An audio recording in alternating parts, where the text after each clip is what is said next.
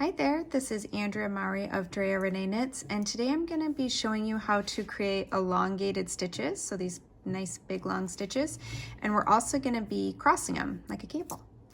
All right, so this is a stitch pattern I use in my latest shawl release, Hug Hug Kiss Kiss, and we are going to be starting this little demonstration on the back of our work on the wrong side. I'm just going to go ahead and knit my 2 edge stitches here, and I'm going to be doing the first half continental style, holding my working yarn in my left hand, and then I will switch over to English style and hold my yarn in my right hand.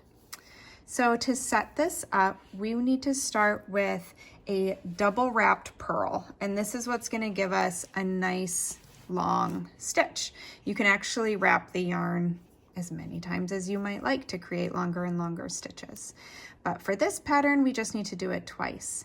So I'm going to insert my right hand needle into that first stitch as if to purl, and then I'm just wrapping the yarn around twice, and then I finish the purl.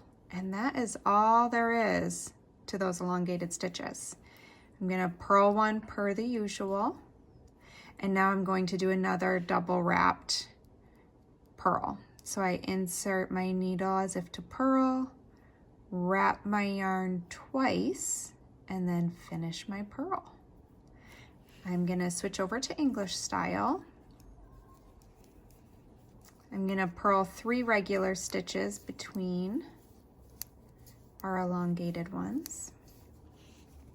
All right, so now I'm ready to try those elongated stitches again, English style, holding my working yarn over my right hand. So I'm going to insert my right needle tip purlwise into my stitch, and then I'm going to wrap my yarn twice and finish my purl. Purl 1, and then we're going to do one more double wrapped purl. Insert your needle and wrap your yarn twice. I am just going to purl to my last 2 stitches here for my little swatch, and then knit a couple. We're going to turn back to our right side. So now you're going to see that we're going to have a couple of these stitches that have 2 wraps, and those are going to be our elongated stitches. So to resolve those on our right side here, again, I'm going back to continental for the first half of this row. So let's knit to our elongated stitch. So for me, I've got these little edge stitches, and then I'm just going to knit 3. And now I am to my double wrapped stitch. So for this particular pattern, we're not actually going to work these, we're just going to slip them. And as we slip them, so I am inserting my right hand needle purlwise into the loop, and I just bring it over to my right hand needle, and I'm going to let it unravel on the way. And now do you see I have one nice long stitch? That's really all there is to these elongated stitches. Now, some patterns might have you knit or purl that, but for this pattern, you don't need to yet. So now we're knitting our middle stitch, which was not elongated. And now here's another double wrapped. So again, we insert our needle tip purlwise. The reason we don't want to do it knitwise is if we insert as if to knit, that'll actually put a twist in your big long stitch, and we don't want that. So go ahead and just insert purlwise and let it unravel. And now let's knit 3, and I'll show that again English style. Double wrapped, insert as if to purl, and just pull it over, letting it unravel. That's also called letting your wraps drop, but they're not going anywhere because you've got it on your needle there. Knit our center stitch, and we're going to slip this as well. And you'll notice that I'm always holding the yarn to the back as I'm slipping these when I have the right side of my work facing me. So I've inserted my needle purlwise, and I just pull it over, letting it unravel as it comes. Now we actually have to work across these once more so that we're going to cross these stitches on the right side of our work. So let's work the wrong side. So on this side, we're going to slip those stitches again, which is why we wanted them so long, is because we have 2 rows of them being slipped without them being worked. So I'm back to Continental. I'm going to just work my edge stitches of my swatch, get those out of the way.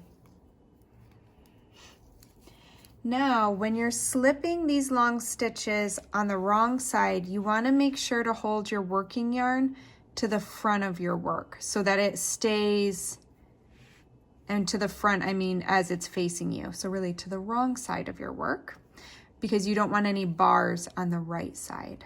So I'm just holding it towards my body. And now I'm going to slip the stitch purlwise just like I did before. And now my yarn's also exactly where I need it to purl that middle guy. Slip the next long stitch. And then we have 3 regular purl stitches here.